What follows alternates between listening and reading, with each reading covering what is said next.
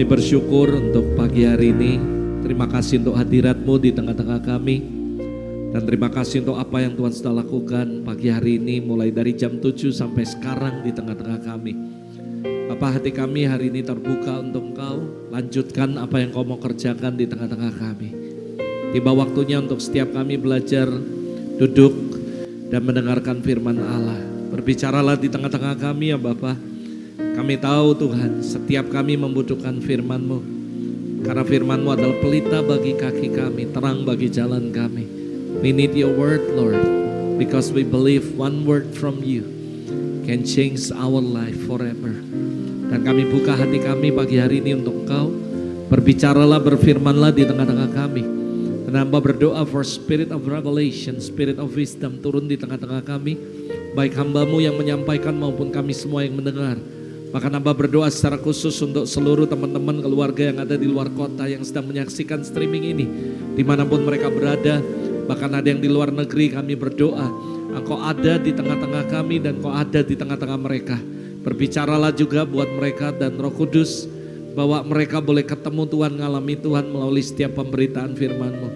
Kami buka hati dan kami memberikan Holy Spirit, to you Holy Spirit, all the platform to do whatever you wanna do this morning.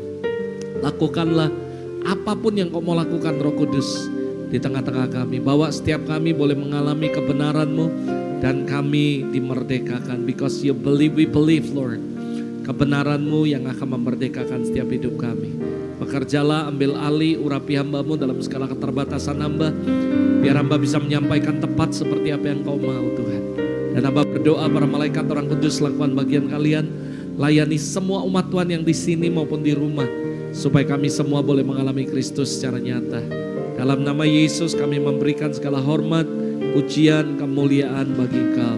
Semua yang percaya dan sepakat, setuju, yuk katakan amin dan kasih tepuk tangan yang meriah buat Tuhan Yesus. Haleluya. Silakan duduk kembali Bapak Ibu Saudara semua. Thanks God. So glad to be here again. Saya baru pulang dari Surabaya Saudara. Karena pelayanan dan sebagainya. Lalu saya juga melayani di salah satu retreat di Trawas Saudara, di Jawa Timur. Dan so glad to be here again. Saya bisa kembali bersama-sama. Beberapa hari yang lalu saya pulang. Dan saya bersyukur dan saya percaya bahwa betapa bahagianya kalau kita ada di rumah sendiri. Amin saudara. Orang berkata home sweet home. Dan saya percaya so glad to be here again. Dan bisa bersama-sama dengan Anda semua. Nah tidak terasa saudara kita sudah masuk bulan Mei saudara. And anyway sebelumnya saya mau ucapin selamat datang kepada saudari kita yang baru Agustni Tuti ya. Sama saudari Ruth dari Medan dan dari Padang saudara. Mari kita bisa kasih tepuk tangan yang meriah saudara. Welcome home. Dan saya mengajak Anda untuk kita sekali lagi sama-sama celebrate untuk teman-teman kita yang baru. Nah anyway saudara gak kerasa minggu ini kita udah masuk minggu bulan Mei saudara. Kita baru selesai Sign Me Up. Dan Anda udah belajar banyak selama 1 bulan. Dan hari ini kita akan masuk the next time dalam kehidupan kita. Dimana 1 bulan ke depan kita akan banyak bicara tentang ini semua. Dan kalau saudara baca ayatnya, natsnya kita ambil dari Kisah Rasul pasal yang ke-7 saudara. Ayat 58 sampai yang terakhir. Dan kalau Anda baca ini nanti natsnya di mana cerita tentang matinya Stefanus lalu muncullah seorang yang bernama Saulus saudara. Saya percaya Tuhan selalu pakai orang-orang dan membangkitkan the next person dalam kehidupan kita saudara. Dalam pelayanan every generation saya percaya God will rise up the next person untuk dipakai Tuhan. Saudara lihat begitu Musa mati Tuhan mulai prepare the Joshua generation. Karena saya percaya selalu rencana Tuhan selalu jadi sekalipun instrumennya bisa berubah. Tapi rencananya sempurna dan dia selalu akan rise up the next person yang Tuhan akan pakai untuk menyatakan kemuliaannya. Yang percaya katakan amin. So selama 1 bulan ini kita akan dengar begitu banyak dari pastor-pastor yang lain. Dan Anda akan belajar sama-sama bagaimana kita akan bicara tentang next person. Dan saya percaya you are the next person. Kasih tahu kanan kiri bilang gini, you are the next person. Amin saudara. Saya percaya Tuhan akan pakai Anda secara luar biasa saudara. Yuk kita belajar sama-sama dari para imam para iman, maksud saya pahlawan iman, maksud saya saudara.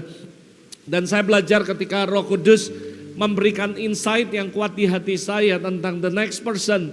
Tiba-tiba terlintas di pikiran saya Ibrani 11 ayat yang ke-32.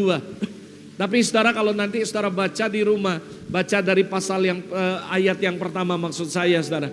Nah, saya singkatkan cerita dan ini yang menjadi sebuah hal yang begitu membuat saya excited di ayat 32-nya. Tapi nanti di rumah kalau saudara baca di ayat yang pertama sampai 32. Tapi buat saya ayat 32 merupakan sebuah the calling for the next person. Dan saya percaya ayat 32 ini ayat yang luar biasa, di mana Roh Kudus dari dulu sebelum Anda lahir, Anda sudah ditetapkan for the next person yang akan Tuhan bangkitkan for your generation. Nah ayat 32 bilang gini, dan apakah lagi yang harus aku sebut? Sebab aku akan kekurangan waktu apabila aku hendak menceritakan tentang Gideon, Barak, Simson, Yefta, Daud dan Samuel dan para nabi, saudara. Nah saudara, berapa banyak saudara yang percaya bahwa ketika saudara baca tentang ini, maka saudara akan setuju dengan saya bahwa setiap generasi Tuhan pasti bangkitkan the next person, orang-orang yang akan jadi the next person daripada yang terdahulu saudara. Saya percaya setelah Musa ada Joshua, setelah Paulus ada Timotius saudara. Dan Anda bisa lihat saudara, setelah Elia tiba-tiba the next person adalah Elisa. Dan saya percaya every generation, dengar baik-baik, God always find people for the next person. Dan saya yakin sekali bahwa setiap generasi akan Tuhan bangkitkan menjadi the next person. Dan kalau Anda baca di sini dikatakan Tuhan mulai bangkitkan Gideon, Tuhan bangkitkan Barak, Tuhan bangkitkan Simson, Tuhan bangkitkan Yefta, Tuhan bangkitkan Daud, Samuel, dan para nabi saudara. Nah ada yang menarik di ayat 32 ini saudara, kenapa? Nah perhatikan baik-baik, coba maju lagi saudara, mundur lagi satu ayat tadi. Perhatikan baik-baik, dikatakan gini, yuk kita simak baik-baik. Dikatakan, dan apakah lagi yang harus aku sebut? Sebab aku akan kekurangan waktu apabila aku menceritakan tentang Gideon, Barak, Simson, Yefta, Daud dan Samuel dan para nabi, Robert Lee. Yang percaya katakan amin saudara. Saudara percaya kata saya, ketika saya baca ayat ini, saudara yakin saudara dulu waktu SD pernah belajar namanya EYD. Tahu EYD saudara? EYD adalah ejaan yang disempurnakan.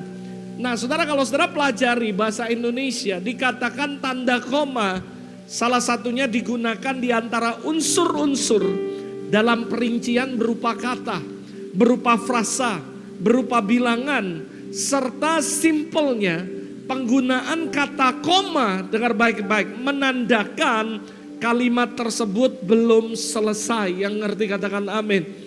Dan di sini digunakan tanda koma setelah nabi-nabi, saudara. Dan itu juga bisa menandakan kalau penulis akan menulis nama-nama orang, they don't have a time untuk nulis itu saudara. Karena saya percaya pasti di antara nama setelah koma para nabi, ada termasuk nama Anda, ada termasuk nama saya. Karena saya yakin Tuhan akan bangkitin Anda dan saya menjadi pahlawan iman bagi keluarga saudara, menjadi pahlawan iman bagi gereja, menjadi pahlawan iman bagi bangsa, bagi komunitas saudara. Karena saya percaya God always find people to be next person. Ada amin saudara. Saya yakin sekali itu sebabnya saudara, ketika dikatakan ada tanda koma, ini menandakan sebenarnya Ibrani 11 ayat 32 tadi yang kita baca. Perhatikan baik-baik ayat ini. Tanda koma artinya saya percaya kalimat itu belum selesai. Ada Barak, ada Simson, ada Yefta, ada Daud, ada Samuel, dan ada Pak Tamrin. Ada amin saudara. Ada Samuel, ada para nabi, ada David saudara. Para nabi, Daud, Samuel saudara. Saya percaya ada Pak Burlian. Ada amin saudara. Saya percaya saudara ada Pak Markus. Saya percaya ada Wak Doyo saudara. Walaupun Anda berkata, Kok kayaknya bahasanya gak enak, Wadoyo. I don't care. Apapun nama saudara. Saya percaya God already find you to be a next person for your generation. Yang percaya katakan amin, saudara. Saya yakin sekali bahwa Tuhan gak pernah manggil Anda untuk hal yang biasa. Karena Raja Daud berkata, sebab kejadianku dahsyat dan ajaib. Dan saya percaya kalau Tuhan ada dalam hidup Anda, Roh Allah, Roh yang sama yang membangkitkan orang mati, Roh yang sama yang memberkati banyak orang, merangkitkan, menyembuhkan orang sakit, buat mujizat ada dan tinggal dalam hidup saudara. Mana mungkin hidupmu biasa-biasa. Kamu harus sadar bahwa God already find your life to be a next person yang Tuhan akan pakai secara ajaib dan dahsyat. Yang percaya katakan amin. Saya yakin sekali, saudara, bahwa this is your calling. Ini panggilan yang Tuhan berikan dalam hidup kita. 20-an tahun yang lalu, tidak pernah terpikir di benak saya bahwa saya akan jadi seorang pendeta. Saya cuma seorang anak muda yang masih muda, saudara. Saya cuma melayani di gereja sebagai guru sekolah minggu. Saya masih ingat, saudara, itu pertama kali saya ketemu istri saya. Saya ajak dia melayani, membantu jadi asisten saya di sekolah minggu. Kami mulai jemput anak-anak kecil. Saya masih ingat anak-anak yang kami layani bukan anak-anak orang yang kaya, saudara. Anak-anak yang sederhana, kami jemput rumahnya. Dan maaf ya saudara, mereka peluk kita kadang-kadang. Dan maaf, ingusnya nempel kemana-mana. Dan mereka adalah anak-anak yang biasa sekali. But that is very touch my heart. Dan I never have... saya gak pernah berpikir bahwa suatu hari Tuhan akan bawa kita, lalu kita akan seperti ini, kita akan buat conference, kita akan buat ini dan sebagainya. Dan kita jadi berkat buat banyak orang. Baru-baru ini Tuhan temukan dengan begitu banyak orang, saudara. Dan gak pernah kepikir dalam hidup saya. Tapi satu hal yang saya tahu, bahwa Tuhan sudah pilih hidup saudara dan saya. Ingat Yeremia 1 ayat 5. Dan apa yang dikatakan, saudara, Tuhan sudah pilih kita dari kandungan ibu kita untuk menjadi nabi bagi bangsa-bangsa, menyuarakan suara kebenaran. Yohanes 15 bilang, bukan kamu yang pilih aku, tapi aku yang pilih kamu. Supaya kita pergi dan menghasilkan buah.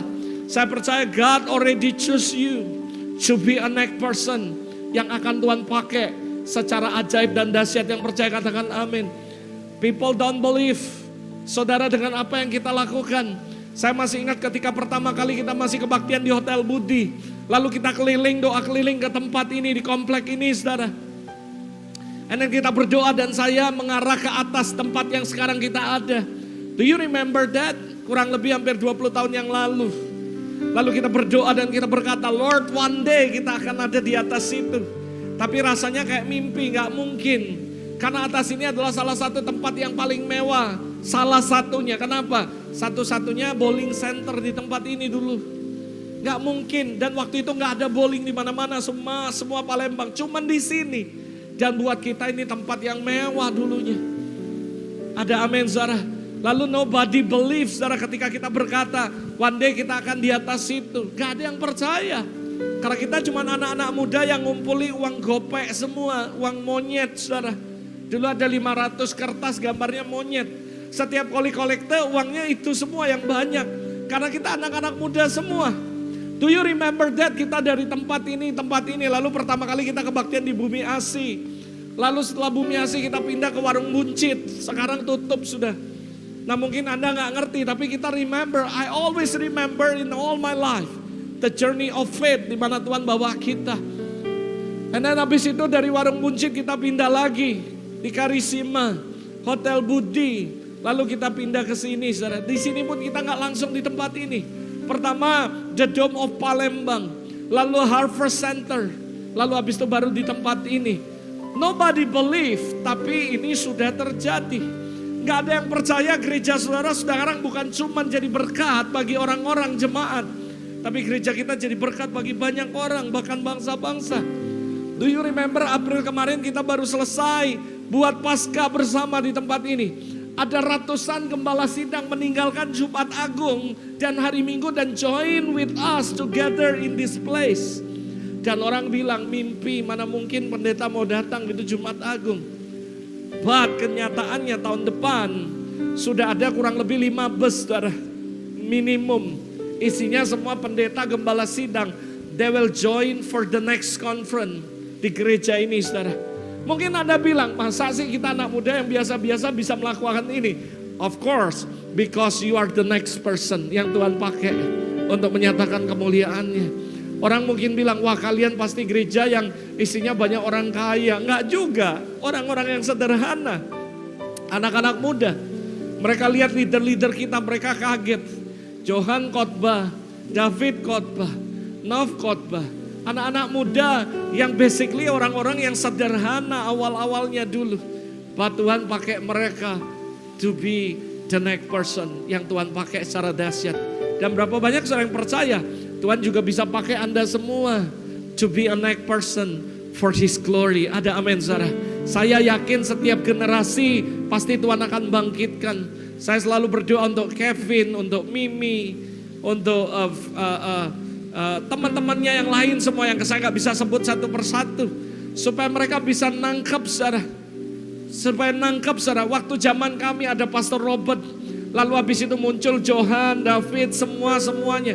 Dan saya juga berdoa the next generation akan bangkit lagi orang-orang yang cinta Tuhan, yang radikal, yang akan melakukan banyak hal yang ajaib. Saya masih ingat dulu ada Lenny, ada Johan, ada David, saudara, ada Ricky, ada semuanya. And then after that, saudara, saya berdoa the next generation Tuhan akan pakai, saudara, anak-anak muda yang lain di sini, saudara. Semuanya to be a next person. Nanti akan ada di mahasiswa, di SMA. Saya berdoa from start today, saudara. God will rise up the next person.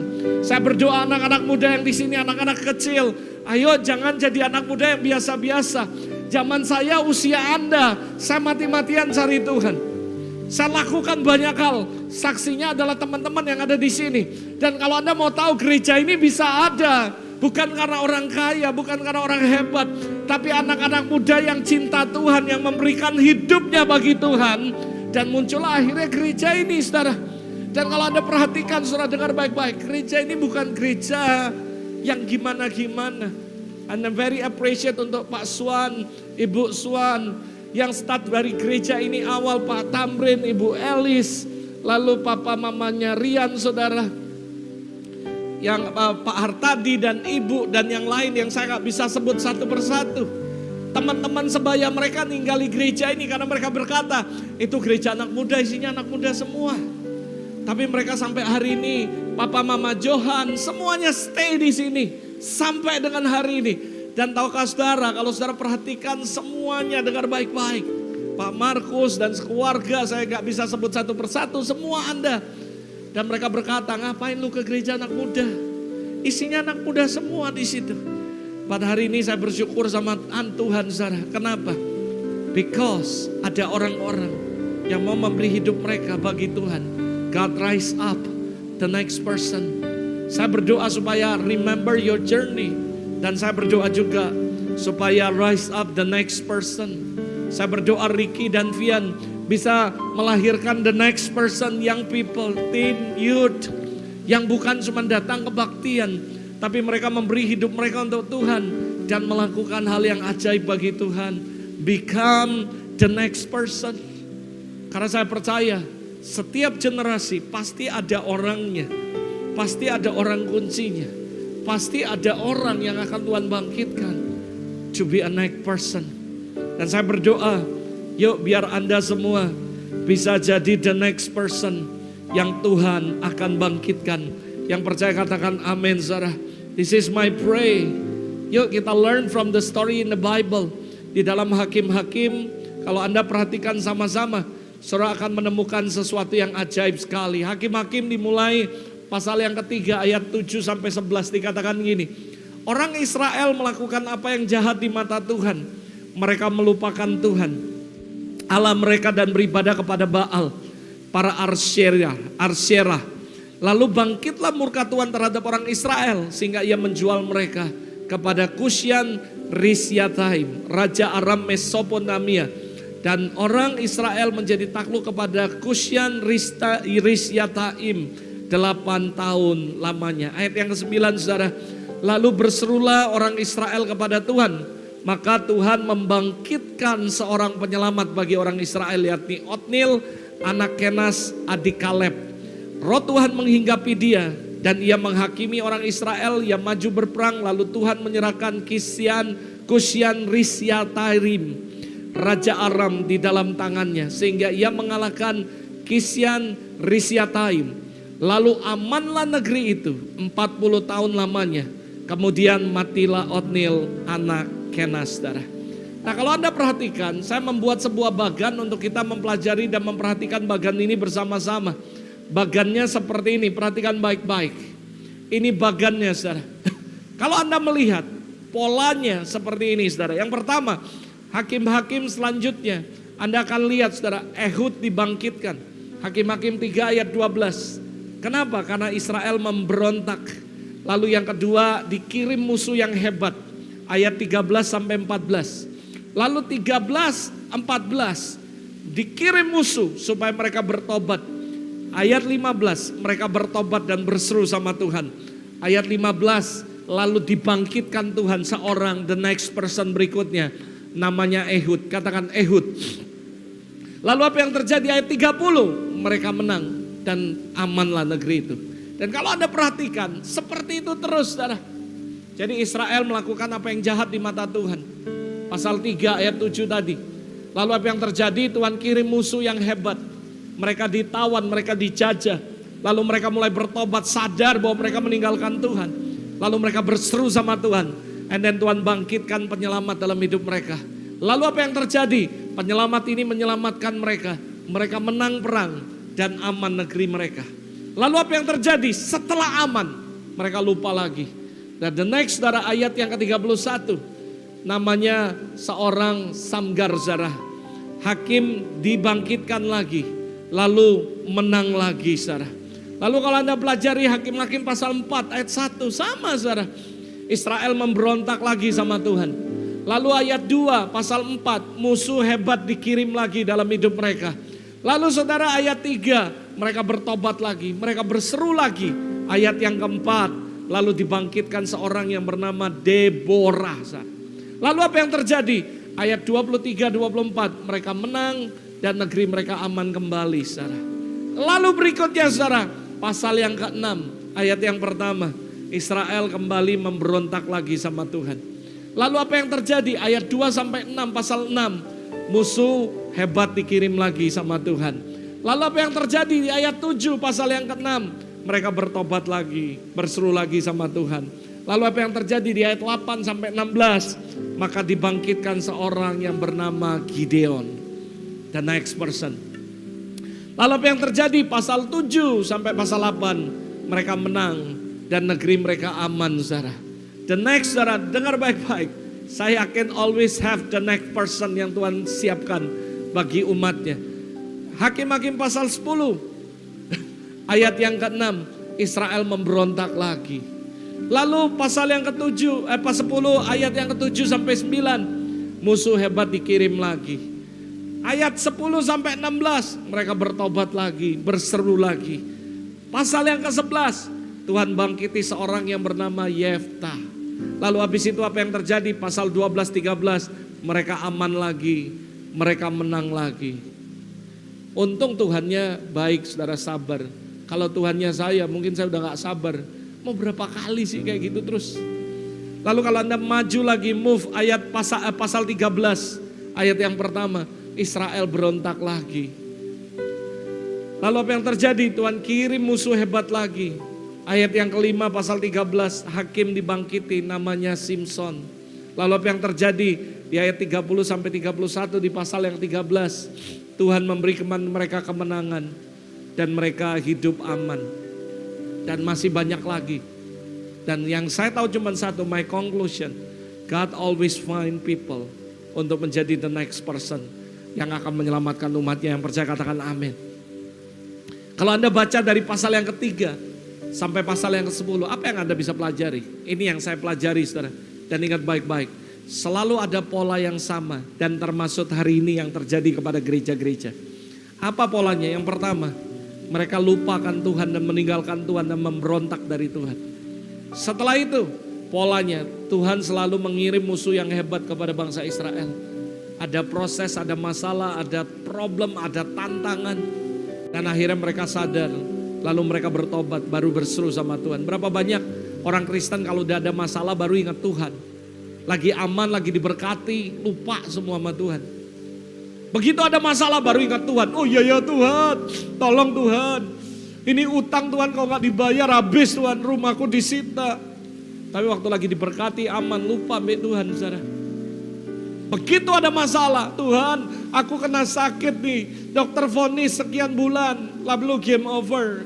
Baru kita cari Tuhan. Waktu kita aman, hidup tentram, kita lupakan Tuhan.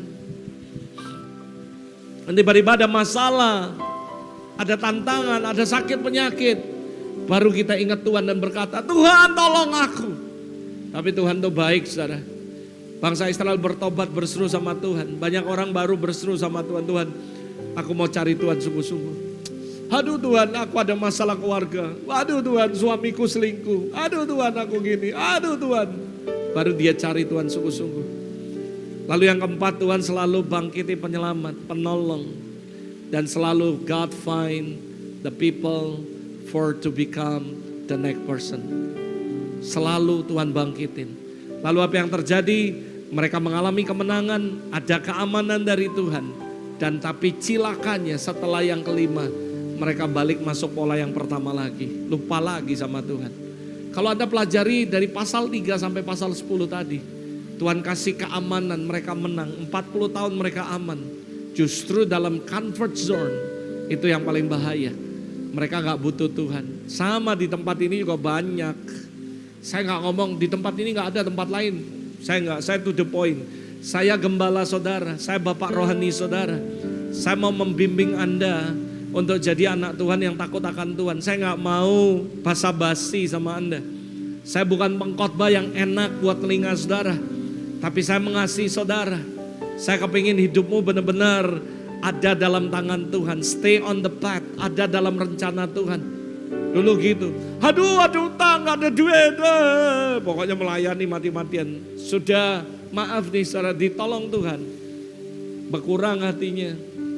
Kalau itu Anda bertobat hari ini, kena masalah baru cari Tuhan, Tuhan tolong. Waktu lagi diberkati, lagi enak-enaknya, lupa mbak Tuhan. Oh banyak di sini saudara saya ngomong, ayo doa pagi itu penting. Dan Tuhan ngomong, Anda baik yang jadi pilar, yang jaga malaikat, semuanya. Anda dikasih tanggung jawab di gereja ini bukan cuma sekadar jabatan atau tantangan atau tanggung jawab. Saya sering ngomong sama Anda, gereja ini gak minta Anda syaratnya harus jadi orang kaya dulu buat jadi pengurus. No. Tapi buat saya, if you not join with us in pray, you are not leader in this church. Simple buat saya. Kalau kamu gak join dalam doa-doa yang ada di gereja ini, kamu bukan pemimpin di gereja ini. Saya gak nuntut banyak, saya cuma minta Anda cari Tuhan sungguh-sungguh. Berdoa sungguh-sungguh. Bagus sekali kalau Anda berkata doa pagi. Saya baru pulang dari Jawa Timur. Saya melayani di Trawas. Saya pulang lalu saya ke Jakarta ke Palembang. Besok paginya saya langsung doa pagi. Kenapa? Karena buat saya butuh Tuhan. Saya mau cari Tuhan. Saya gak peduli saudara, capek saudara. Saya punya alasan tinggal ngomong sama David, Pit, gua baru pulang, lu gantiin ya khotbah. Tapi saya bilang enggak. Tanya sama imam, saya pulang jam 3 sorenya saya langsung duduk di meja belajar saya. Dan saya ngomong, Tuhan kamu mau ngomong apa besok? Saya mulai belajar ngulik firman. Cuman doa pagi, tapi saya gak pernah remehkan. Karena saya tahu, dengan siapa engkau memulai pagi hari itu akan menentukan seperti apa hidup Anda. Saya mau hidup saya dimulai setiap pagi. Bukan dengan yang lain, tapi dengan Tuhan. Dan dimulai dengan berfirmanlah Tuhan dalam hidup saya. So buat saya, kalau you are the leader, memang true leader, datang doa pagi. Kalau enggak ya, lu cuma pegang jabatan doang. Di mata saya, you are not leader of this church. Sorry ya. Buat saya, Anda udah tahu style saya 15-20 tahun yang lalu. Yang paling penting di gereja ini bukan Super Sunday.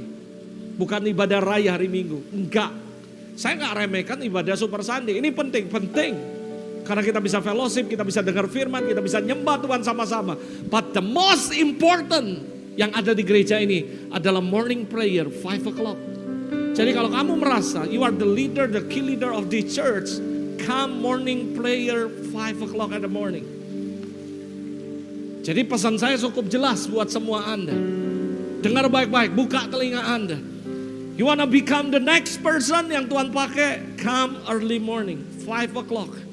Cari Tuhan sungguh-sungguh. Tuhan, aku butuh Engkau. Saya cuma dikasih 2 pagi hari ini, saudara. Tapi hari ini saya bahas 1. Tapi saya ada tugas dadakan, hari Rabu saya harus berangkat. Saya ngomong sama Devi, biasa yang ngurus tiket saya. Dev, cariin saya tiket Palembang, Jakarta, Jakarta, Surabaya. Kapan? Rabu. Kalau nggak Rabu, Kamis antara itu. Devi kaget, hah? Minggu ini? Iya, saya bilang. Jadi ya gampang, ya saya harus berangkat, penting. Dan saya harus melayani. Dan saya mau ngomong sama Anda, Devi aja kaget, saya bilang gak apa-apa. Masih syukur kalau ada orang yang mau mempercayai Anda. Sebenarnya saya gak ada jadwal lagi, sudah selesai. Tapi ya ada minta tolong dan mama bilang ya gak mungkin lah kamu gak tolong orang minta tolong kamu. Ya saya bilang ya saya pasti datang. Dan saya sudah oke kan saudara. Jadi buat saya, percayalah saudara. Dan kalau mau ngomong capek ya capek, saya baru pulang. Banyak hal yang kita mau kerjain, mau beresin di tempat ini, mau ngelapiin satu-satu. Tapi saya bilang ya udah gak apa-apa, saya dengan senang hati. Kalau hidupmu masih bisa nolong orang lain, bisa membantu orang lain, bisa jadi berkat orang lain, ucap syukur. Ada amin saudara. Sekali lagi, the true leader, Anda tahu dari 15 tahun lebih yang lalu, kekuatan dari gereja ini adalah morning prayer jam 5. Dan itu adalah kunci kalau sampai hari ini gereja kita bisa eksis.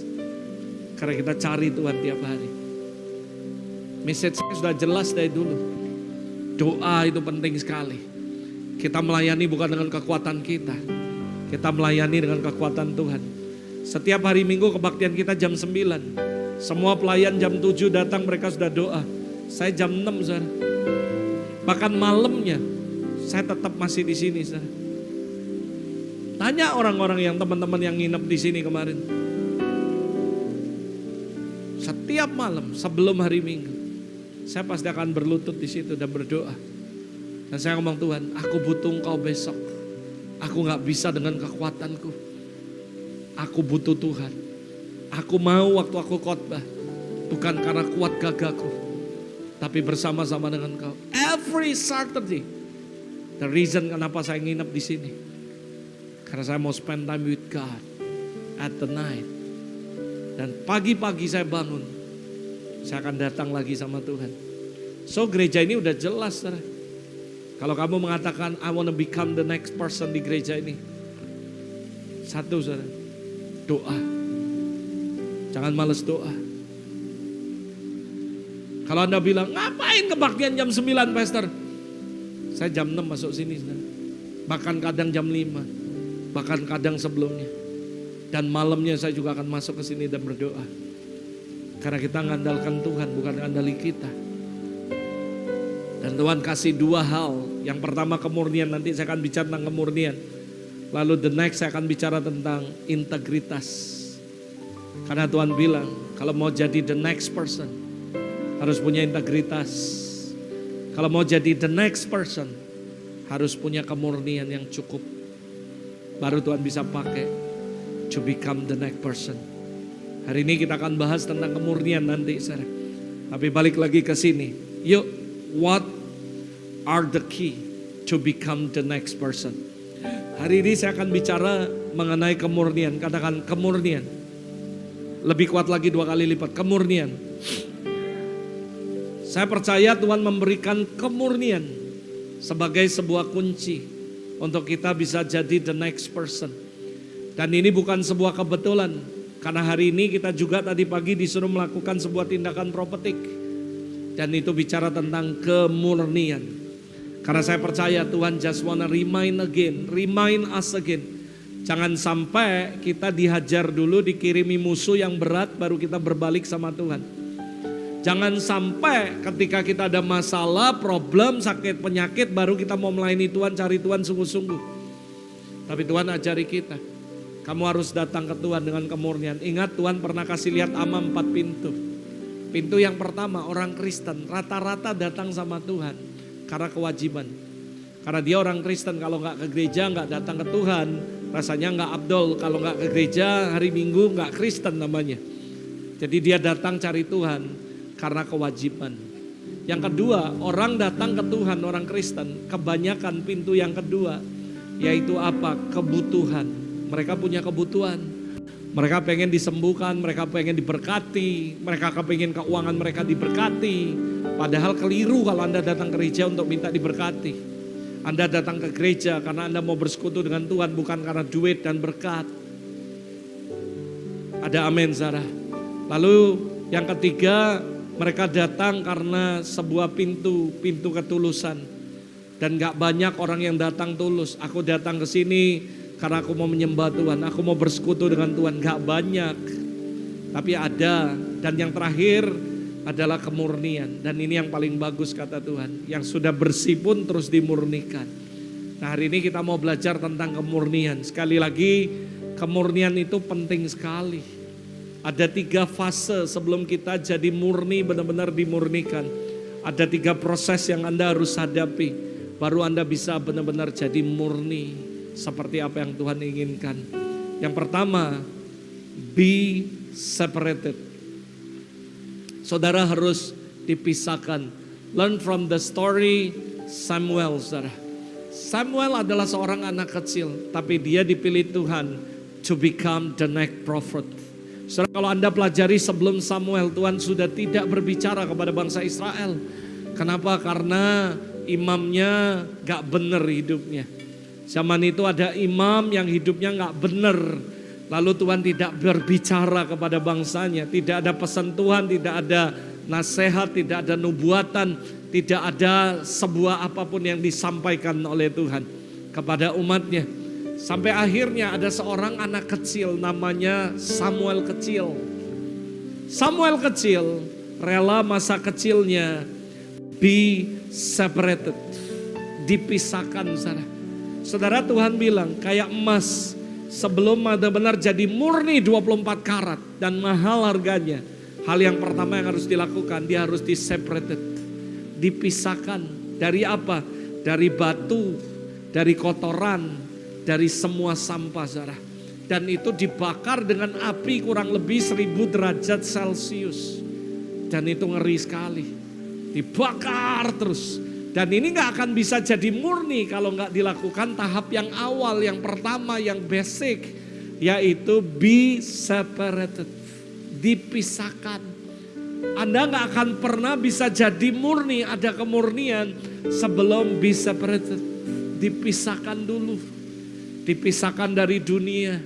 Ada orang ngomong, melayani di AFC Palembang cerewet, gak boleh gini, gak boleh gini. Yang lain nyantai.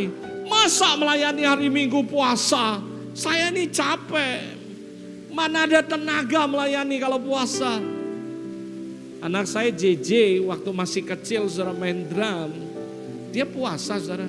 Main jam 7, main jam 9. Saya khotbah berkali-kali, saudara. Bahkan tanya Pastor Pendi waktu saya ke Trawas. Pas sesi saya hari Minggu. Saya khotbah, saya altar call, banyak doain orang. Saya tetap puasa, saudara. Break jam 10 mereka bilang, Pastor, let's go, breakfast. No, aku bilang, I'm fasting. Are you sure? Saya bilang, yes, saya puasa. Saya bilang, saya gak mungkin di sini enak-enak makan. Anak-anak saya di Palembang mereka puasa. Mereka juga melayani dari jam 7. Sama, saya juga khotbah jam 7. Saya bilang gak bisa. Kami sudah sepakat bahwa setiap hari Minggu kami makan setelah ibadah selesai. Ada amin, saudara.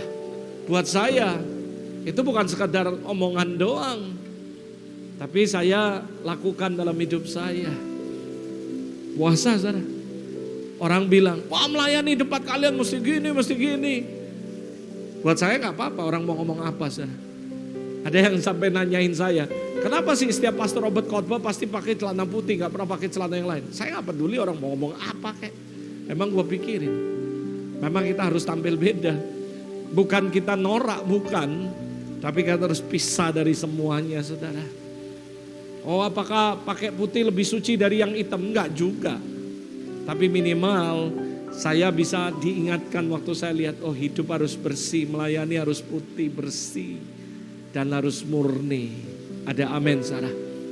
Sebelum dimurnikan, hal yang basic, hal yang pertama harus dipisahkan. 1 Samuel pasal yang pertama, ayat 22, 27, 28 dibilang gini, saudara.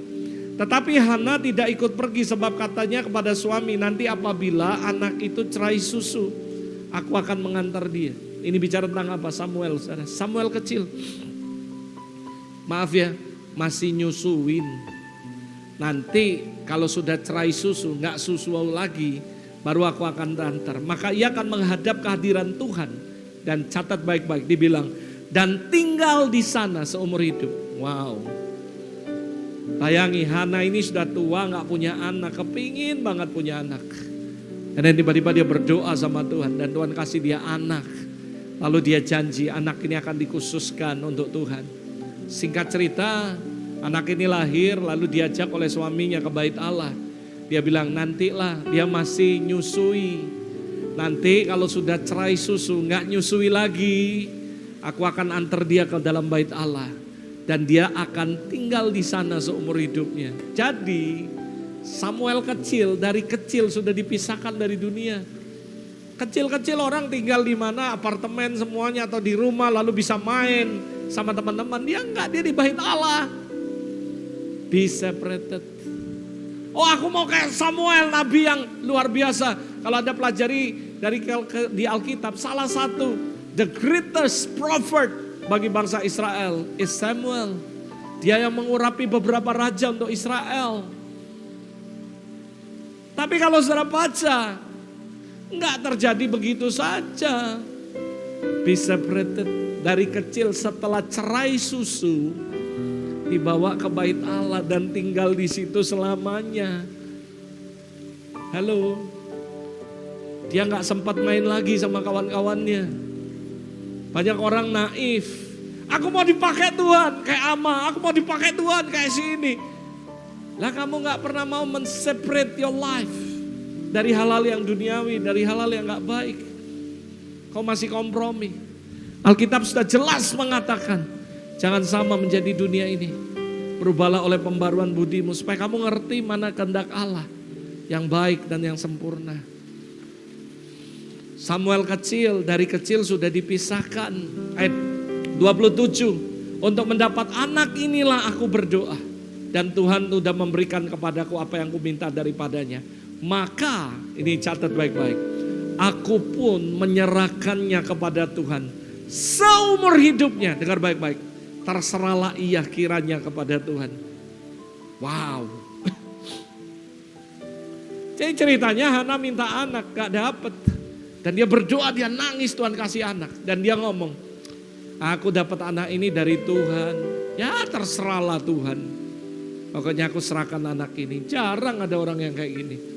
Tuhan minta berkat, kalau aku diberkati ya. Oh kalau aku gini. Diberkati lupa cari Tuhan. Gak datang lagi doa pagi. Banyak di sini dulu saudara. Ya mau tersinggung, tersinggunglah. Saya memang pengkhotbah, saya harus ngingeti Anda kalau salah. Lagi butuh cari Tuhan. Tiba-tiba banyak kerjaan. Tiba-tiba diberkati. Gak ada muncul doa pagi. Where are you? Oh lagi ngalami masalah, sakit penyakit, cari Tuhan. Tiba-tiba muncul aja doa pagi. Gak tahu gimana bisa muncul. Dan tiba-tiba semua masalah selesai ya udah. Kamu gak pernah konsisten cari Tuhan.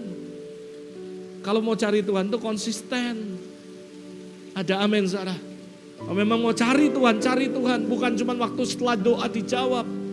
Tapi harusnya setelah doa dijawab, lebih setia lagi doa pagi. Lebih lagi cari Tuhan, kenapa? Apa kamu gak tahu malu Tuhan sudah berkati dan tolong hidupmu? Jangan cuma nantilah tunggu butuh baru doa pagi lagi. Saya punya alasan yang banyak untuk saya bisa bolos doa pagi. Tapi saya berkata Tuhan, bukan karena aku pendetanya gak jadi contoh, bukan. But I need doa pagi. Karena saya percaya kalau saya mulai hari ini bersama Tuhan, maka every single day my life pasti akan berjalan bersama Tuhan. Dengan siapa kamu mulai hari itu akan menentukan seperti apa hidupmu sepanjang hari itu. Dan saya mau pastikan, saya mau mulai bersama dengan Tuhan. Ada amin Sarah. Separate your life. Jangan sama dengan dunia. Oh di gereja lain gak ada tuh doa pagi. Ya memang, ya terserah. Tapi berapa banyak yang Anda lihat bahwa Tuhan begitu nyata di gereja kita. Konfront kemarin banyak orang kesaksian sampai hari ini aku ketemu Tuhan, aku ngalami Tuhan. Hidupku diubah sama Tuhan. Masa kita gak ngerti bagaimana Tuhan sudah bekerja luar biasa dalam hidup kita. Saya mah tahu diri banget. Saya bilang Tuhan, it's you, semua karena Engkau. Tuhan tuh baik banget dalam hidup saya. 2 tahun masa pandemik orang nanya, Pastor lu ngapain? Yang pertama saya memperbaiki diri saya. Hah? Lah iyalah saya bilang, masa gak bisa kemana-mana. Yang kedua Tuhan suruh sabatikal, cari Tuhan lebih lagi. Yang ketiga saya nulis buku. Dan saya bersyukur sampai hari ini. Buku Living in Glory jadi berkat bagi banyak orang. Tanpa saya tahu. Tiba-tiba ada orang beli secara online, beli sama online. Kemarin saya ketemu satu orang hamba Tuhan dan dia beli dan dia cerita tentang apa yang dia alami waktu dia baca buku Living in Glory.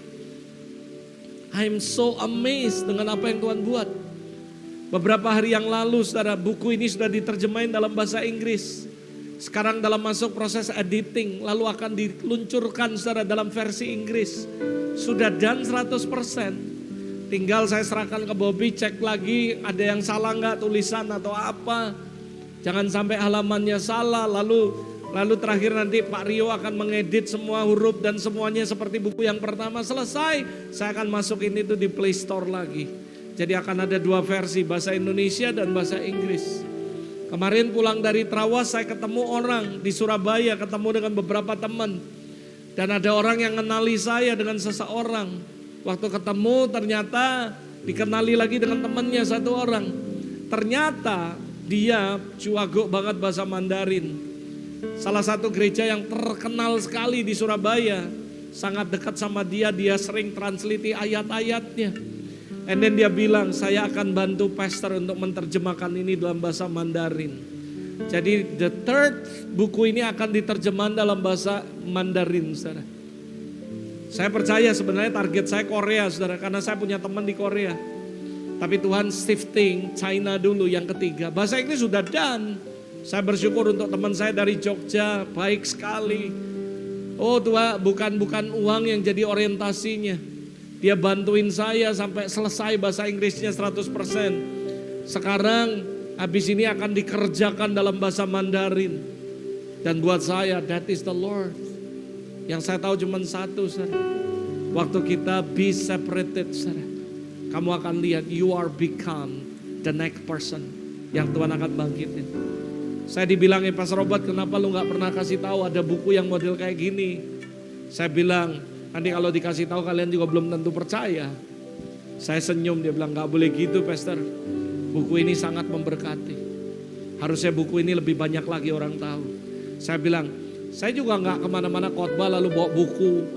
Beli, nanti setelah beli saya akan tanda tangan di belakang. Gak pernah.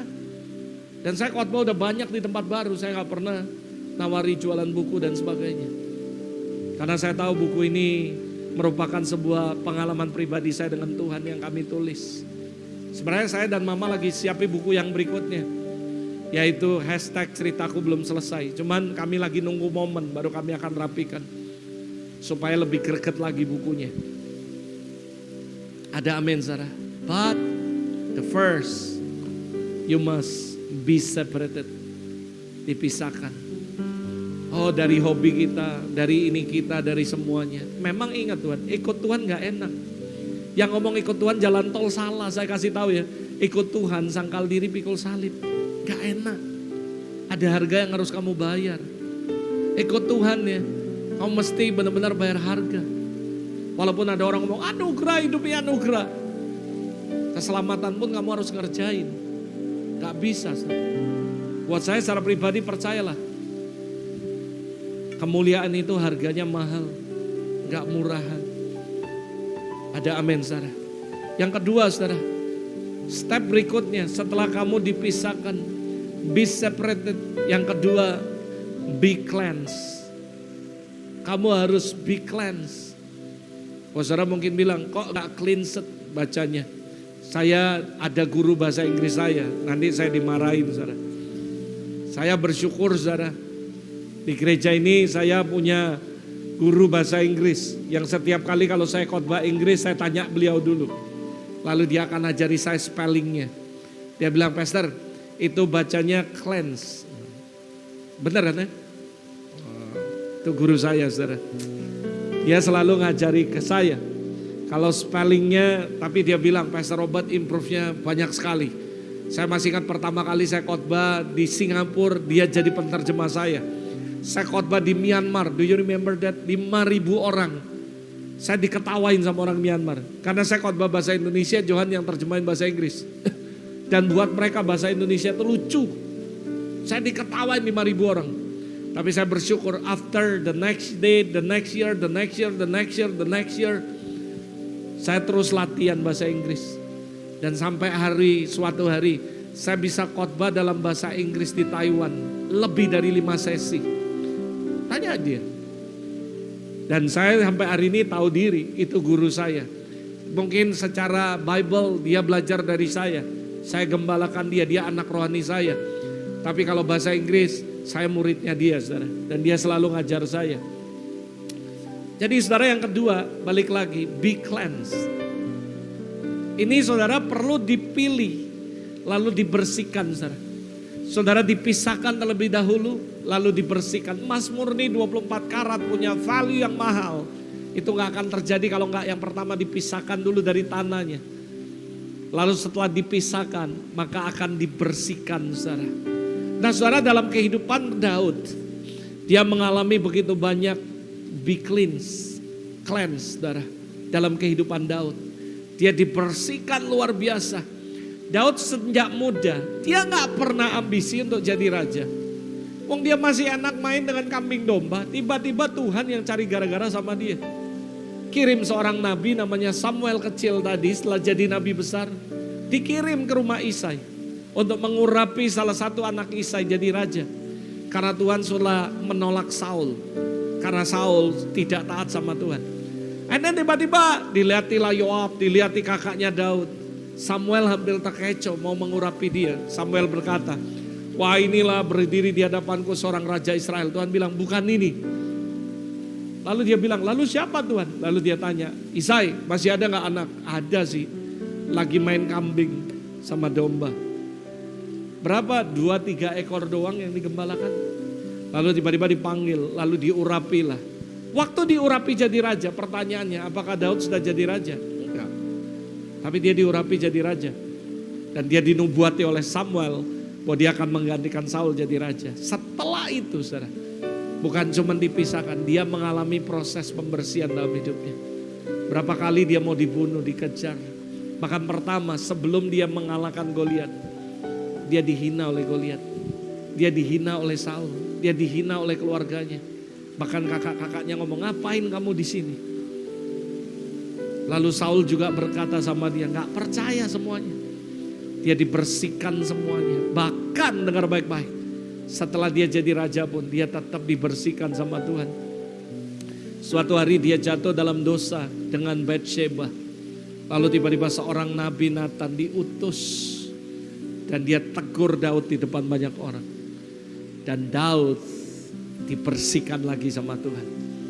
Kenapa? Karena saya percaya, who wanna become the next person yang Tuhan pakai, kamu harus masuk proses yang kedua, yaitu be cleansed. Ada amin. Saudara katakan sama-sama, be cleansed. Kamu harus dibersihkan. Wah saya dan Ama dibersihkan terus sampai hari ini kami masih dibersihkan. Wah kami mengalami banyak sekali proses. Kami mengalami pengkhianatan. Kami mengalami yang namanya fitnah. Kami mengalami semua apa yang dialami orang waktu hidup mereka dibersihkan. Daud dikhianati sampai Daud nulis di Alkitab. Kalau saja semua musuh mengkhianati aku, menginginkan kematianku, aku gak nangis Tuhan. Daud sampai nangis. Kenapa? Dia dikudeta sama anaknya sendiri, Absalom. Absalom menginginkan kematiannya, dihianati oleh anaknya sendiri. Bahkan yang paling menyakitkan buat Daud, dia dihianati oleh Ahitofel. Kenapa? Karena Ahitofel adalah best friendnya dia. Dari awal bangun gereja sama-sama. Dari awal saudara membangun semuanya sama-sama. And then tiba-tiba Ahitofel mengkhianati Daud. Saya bisa bayangkan dulu ada orang yang sama saya bawa dia dari luar kota ke Palembang. Bersama-sama mengembalakan anak muda. Tapi saudara tahu apa yang terjadi? Saya ditikam dari belakang oleh mereka semua. Saya gak nyangka saudara. Ada begitu banyak orang yang mengkhianati. Ada orang yang mendapatkan nubuatan. David sampai bingung, semua bingung. Lah yang nubuati dia malah dia yang gak ikut. Nah saya bilang gak tahu itu. Ada begitu banyak orang yang kita ngalami dibersihkan Tuhan. Kita masuk gereja ini kita pun ngalami proses pembersihan demi pembersihan. Bahkan sampai hari ini kita terus masih dibersihkan. Karena saya percaya kalau kamu mau become the next person yang Tuhan pakai secara ajaib. Kamu harus masuk, be separated, be cleansed. Kamu harus terus dibersihkan. Supaya apa? Supaya kamu bisa layak untuk menjadi to be the next person. To become the next person. Dan Daud ngalami begitu banyak saudara. 1 Yohanes 15 ayat 1 dan 2. Ayat ini jadi dasar untuk kita ngerti everyone harus be cleansed. Akulah pokok anggur yang benar dan Bapakulah pengusahanya. Setiap ranting padaku yang tidak berbuah akan dipotong. Dan setiap ranting yang berbuah be cleansed. Dibersihkan saudara. Supaya apa? Supaya lebih banyak berbuah saudara. Jadi waktu kamu dibersihkan supaya kamu more valuable. Kamu punya nilai yang lebih. Emas kalau diambil saudara bongkahan lalu gak dibersihkan nilai jualnya murah. Tapi begitu dibersihkan saudara ini punya nilai jual yang tinggi. Berapa banyak dari Anda if you masuk dalam sebuah proses be cleansed, maka saya percaya hidupmu become more valuable. Hidupmu become more influent. Your life become more impact. More powerful. More impactful. Ada amin saudara. Tapi kamu harus rela untuk dibersihkan. Proses yang ketiga, yang terakhir saudara, saya undang pemain musik. Kamu harus be purified. Dimurnikan. Kalau Anda lihat, who is the next prophet? Samuel kecil. Who is the next kings? King David. And then who the next savior is Esther, saudara. Esther dibersihkan, saudara. Lihat, who become the next prophets? Orang yang sederhana, namanya Samuel kecil. To become the next person, dijadikan Tuhan prophet yang luar biasa. Who become the next person bagi bangsa Israel yang menggantikan Saul jadi raja? Anak muda yang main kambing domba, namanya Daud, saudara. Siapa saudara? Orang yang jadi penyelamat bangsa Yahudi. Karena hari itu saudara, bangsa Yahudi mau dibunuh semua saudara. Dan sudah diambil keputusan, sudah dibuat keputusan bahwa mereka akan menghabisi semua orang Yahudi. Mordekai setengah mati pusingnya saudara. Dan dia takut dan dia berdoa. Akhirnya ketemu dengan seorang yang bernama Esther, saudara. Bahkan Esther berdoa, berpuasa. Dan saudara tahu apa yang terjadi? Esther akhirnya dipilih menjadi the next person. Menjadi penyelamat bagi bangsa Israel, saudara. Kenapa? Karena dia datang menghadap raja. Raja mengulurkan tongkat emas. Dan raja ngomong, apapun yang kamu minta. Sekalipun semua kerajaan akan kuberikan. Lalu Esther mulai ngomong tentang bangsanya. Dan hari itu saudara, semua ketetapan yang sudah memutuskan untuk membunuh, membantai semua orang Yahudi dibatalkan. Karena Tuhan bangkiti the next person, the next savior bagi bangsa Israel. Namanya Esther, saudara. Berapa banyak saudara yang percaya kalau Tuhan bangkiti the next prophets, the next kings, the next savior, saya yakin Tuhan pasti akan memilih saudara dan saya kalau kamu qualified. Yang penting apa saudara? Yang pertama, kamu harus rela to be separated. Yang kedua, kamu harus rela untuk apa saudara? To be cleansed. Yang ketiga, kamu harus rela untuk apa? Be purified. Dan saya yakin kalau kamu benar-benar berkata, Lord, I'm ready for the next person. Aku ready Tuhan, pakai aku, use me Lord. Use me God, this is me, ini aku. I want to become the next person for my generation. I want to become the next person for this church. Gereja ini punya orang-orang kunci yang Tuhan pakai. Dan saya berdoa supaya bukan cuma kami, tapi Tuhan akan bangkiti, rise up the young generation, anak-anak muda. Seperti yang saya bilang, Valley, Mimi, Kevin, dan teman-teman yang lain yang saya gak bisa sebut satu persatu. But I pray, saya berdoa Michael, saudara, dan semua, semualah. Saya gak bisa sebuti satu-satu absen. Tapi saya berdoa supaya Tuhan bangkiti Anda to become the next person. But are you willing to pay the cost? Yang pertama, be separated. Yang kedua, be cleansed. Dan yang ketiga, purify. Dan saya percaya kalau Anda berkata, Lord, I'm ready. I want to willing to pay the price. Untuk rela untuk dipisahkan. Mungkin kamu akan bilang, wah aku gak seperti orang-orang, enak, enjoy hidup mereka. Bangun bisa bangkong sampai siang. Kami harus bangun jam 4, mandi, siap-siap ke gereja, doa dan semuanya. Be separate. It's not easy. But you will become the next person. Oh gak enak dibersihkan. Harus ngalami proses dibersihin ini, bersihin ini. But you will become the next person. Oh gak enak, purified. Oh dimurnikan, gak enak. Ama sedang terus masuk dimurnikan.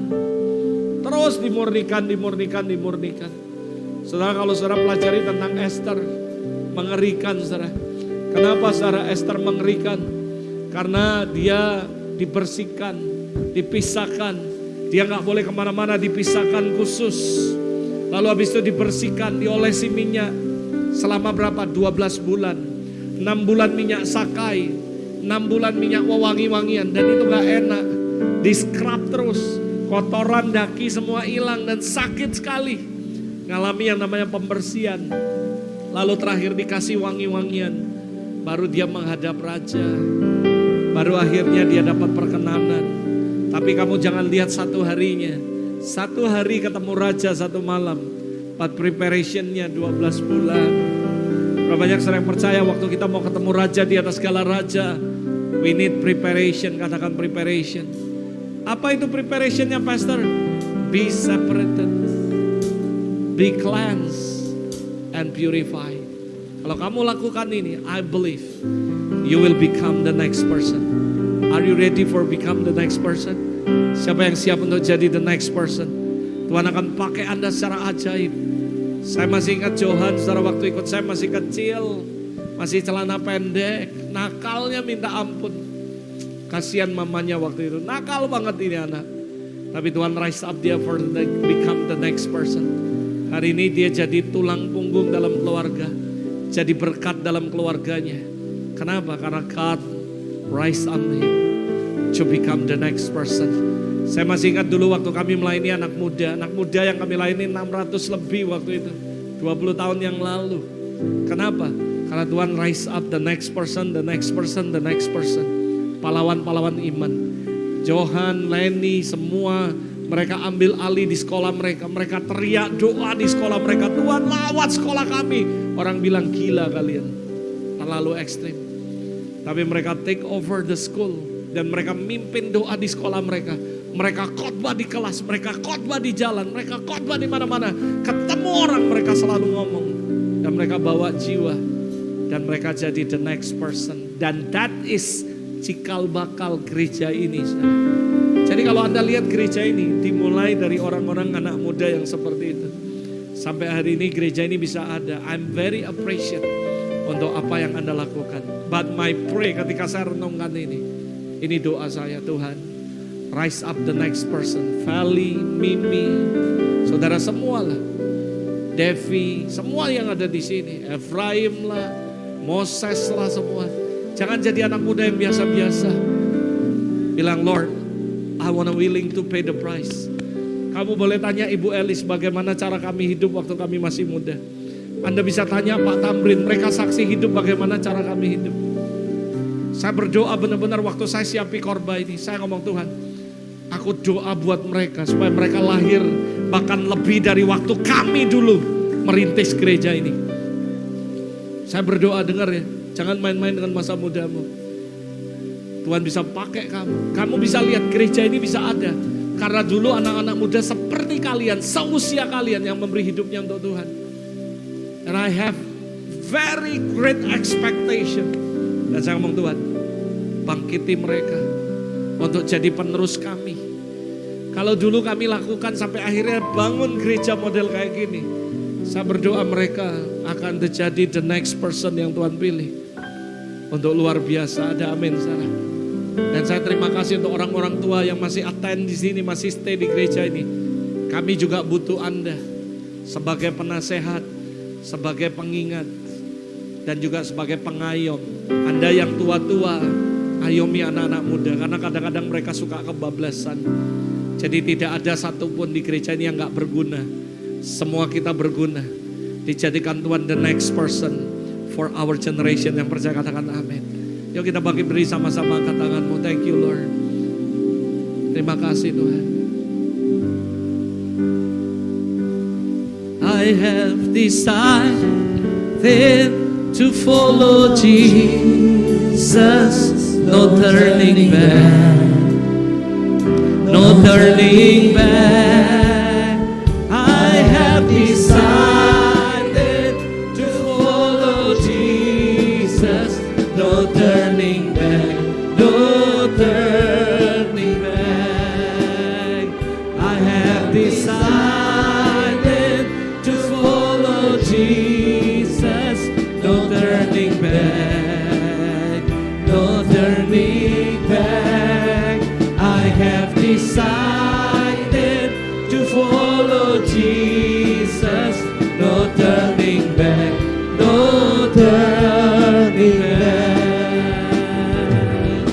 Decided to follow Jesus, no turning back, no turning back. I have decided to follow Jesus, no turning back, no turning back. The cross before me, the one behind me, no turning back, no turning back.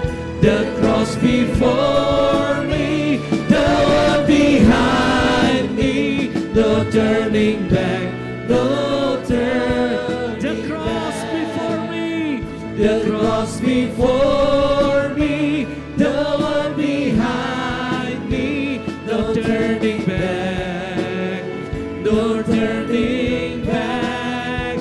The cross before me, the one behind me, no turning back, no turning back.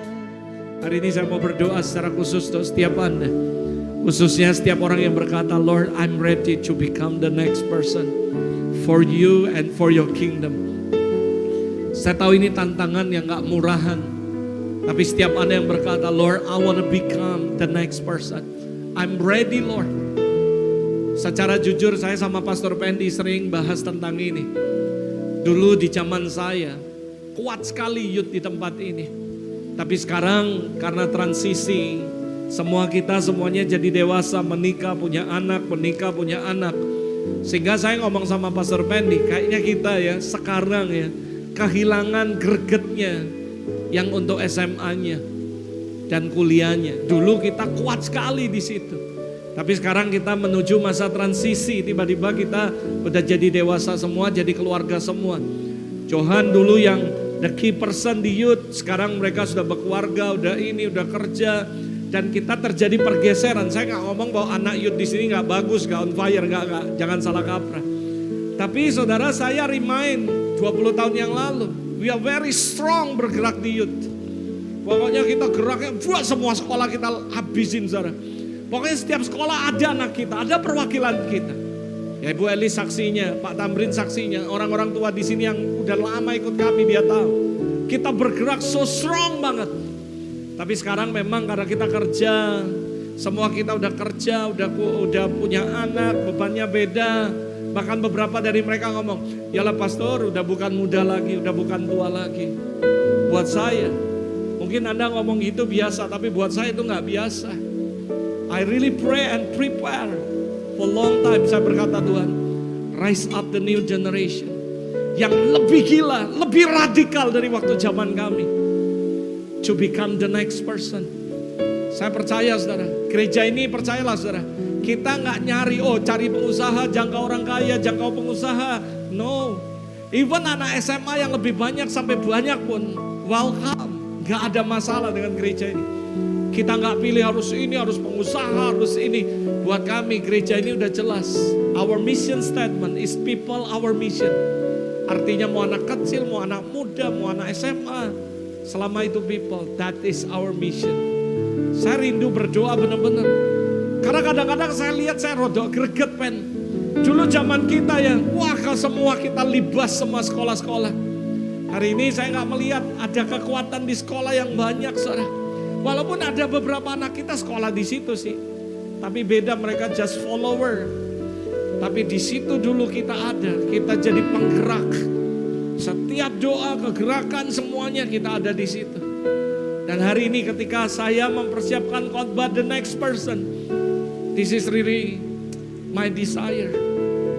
Makanya dari tadi saya sebutin nama-nama di situ tadi anak-anak muda. I really pray for it my heart, with all my heart. Supaya kamu jangan sia-siakan masa muda kamu. Gereja ini bisa ada karena dulu orang-orang seperti kalian yang memberi hidup buat Tuhan. Itu ada Ko Johan, Ko David, Ricky, semua saya gak bisa sebut satu persatu.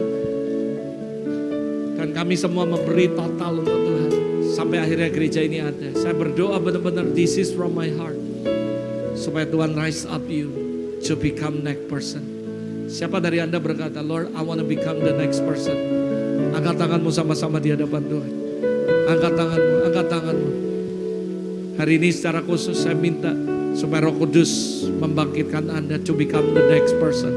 Anda yang sudah tua jangan ngomong, wah lalu kami apa? Kamu juga bisa dipakai untuk mengayomi next generation, mengayomi anak-anak muda. Anda yang bekerja, Anda yang kuliah, Anda yang rumah tangga apapun, Tuhan bisa pakai kamu to become the next person. Dulu ada satu orang di sini, bawa jiwa, terus bawa jiwa. Saya berdoa supaya Tuhan rise up kamu menjadi the next person yang akan membawa jiwa-jiwa lebih banyak untuk Tuhan. Dulu kita sering sekali baptisan. Saya berdoa supaya you become the next person yang akan membawa orang dibaptis dan menerima Tuhan dan sebagainya. Dulu ada orang-orang yang melayani rajin sekali semuanya dan melakukan hal yang ajaib buat Tuhan. Saya berdoa supaya you become the next person, orang seperti itu yang Tuhan akan bangkitkan. Angkat tanganmu sama-sama. I have decided to follow Jesus, no turning back, no turning back. I have decided to follow Jesus, no turning back, no turning back. I have decided to follow Jesus, no turning back, no turning back. I have decided to follow Jesus, no turning back, no turning back. I have decided to follow Jesus, no turning back. no turning back. I have decided to follow Jesus. No turning back, no turning back. Aku juga berdoa untuk setiap orang-orang yang di rumah. Kami semua mengangkat tangan.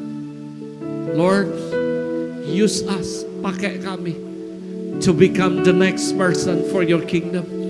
Tuhan, aku berdoa, rise up every young people in this place to become the next person for your revival, God. For your revival, God. Dan aku berdoa, rise up the next person yang akan membawa jiwa-jiwa lebih banyak untuk kerajaan Allah. Rise up, Lord, every one of us to become the next person untuk menggembalakan anak-anak-Mu yang Tuhan percayakan di gereja ini. Lord, use us Holy Spirit to become a next person yang Tuhan akan pakai secara ajaib dan dahsyat. Aku berdoa biarlah semua rencana Tuhan, kehendak Tuhan jadi dalam kehidupan kami. Aku berdoa secara khusus Tuhan, basically gereja ini dibangun dengan kekuatan anak muda.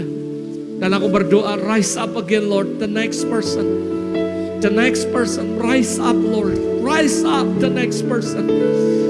Kami ready to become, to separate our life, to be cleansed, purified. Dan Roh Kudus, aku berdoa, rise up right now. Right now, the next person for your glory. The next person for your kingdom.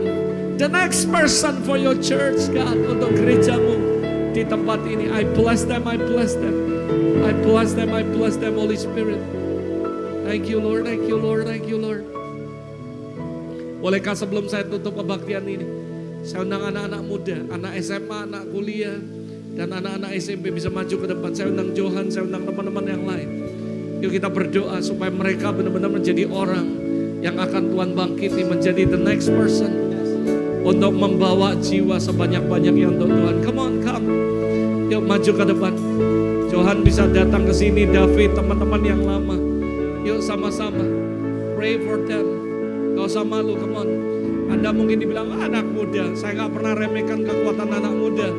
Karena saya tahu dulu gereja ini dibangun basically dari anak-anak muda semuanya.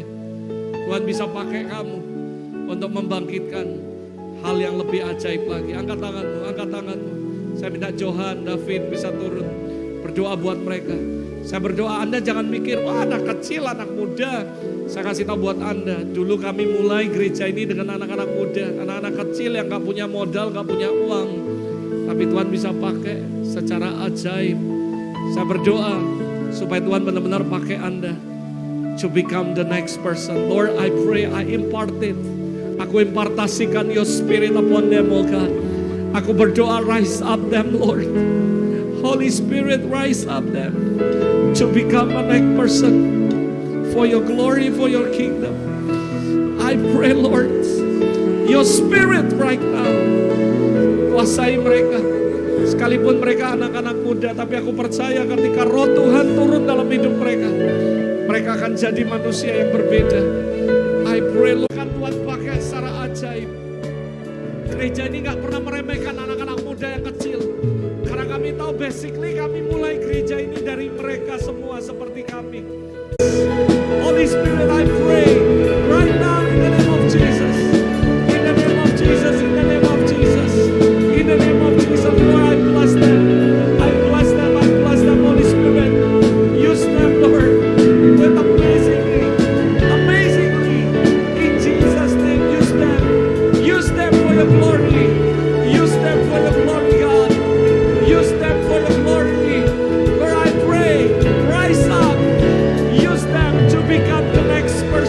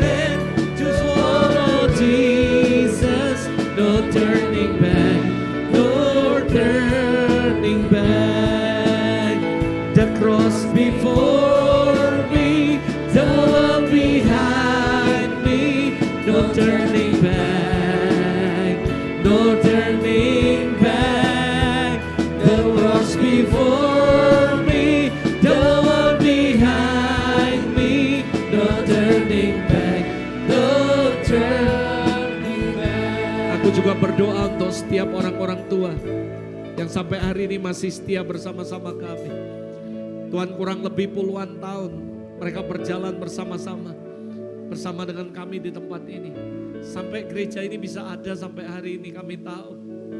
Semua karena kemurahan-Mu, semua karena kami hari ini masih sama-sama bisa bergandengan tangan. Dan aku juga berdoa untuk setiap orang-orang tua yang begitu setia sampai hari ini. Tuhan memberkati mereka dengan kesehatan, kekuatan, panjang umur. Supaya mereka terus bisa bersama-sama kami membangun gereja-Mu di tempat ini. Use them, oh God, to become the next person. Untuk di generasi mereka. Biar mereka benar-benar akan membawa jiwa-jiwa. Melayani umat Tuhan di tempat ini lebih banyak lagi dan jadi berkat. More valuable, more impactful, and more powerful. Aku juga berdoa sekali lagi, bless them Lord. Bahkan aku berdoa untuk setiap orang yang streaming dimanapun mereka berada. Use them oh God, amazingly. Dengan hal-hal yang ajaib menyertai mereka. Dan rise up them also God, to become the next person for your kingdom. In Jesus name I pray. Terima kasih. Dan kami kembalikan segala hormat, pujian hanya bagi Tuhan. Dalam nama Yesus, amin. Sebelum duduk buka mata, lihat saya. Dengar ya. Jangan seorang pun menganggap kamu rendah karena engkau muda. Kamu boleh bobrok, kamu boleh rusak masa lalu. Mungkin kamu pernah buat salah, kamu pernah buat hal yang gak baik. Tapi hari ini Tuhan akan pilih kalian to become the next person. Cari Tuhan sungguh-sungguh. Saya kasih tahu kamu, waktu Pastor Robert umur kalian, saya cari Tuhan mati-matian. Hari ini saya jadi pendeta, saya jadi pastor, saya ngomongi kalian. 20-an tahun yang lalu, saya seperti kalian, anak muda yang gak beres, yang gak bener hidupnya, masih belum cinta Tuhan. Tapi hari itu saya ambil keputusan. Dan hari ini kalau kamu ambil keputusan, cari Tuhan sungguh-sungguh. Kamu doa, kamu cari Tuhan, kamu hidup kasih Tuhan. Saya percaya, you are the next person. Kamu akan Tuhan bangkiti jadi next person. Kalaupun orang ngomong, gak mungkin lah model tampang kamu dipakai Tuhan luar biasa. Saya kasih tahu, saya juga gak ada tampang dulu. Bahkan saya lahir dari keluarga yang miskin, gak punya apa-apa. Dengar baik-baik, Tuhan bisa rise up me to become the next person. Tuhan bisa pakai Anda semua. Jadi the next person, the next leader for this church. Kasih tepuk tangan buat Tuhan, saudara. God bless you.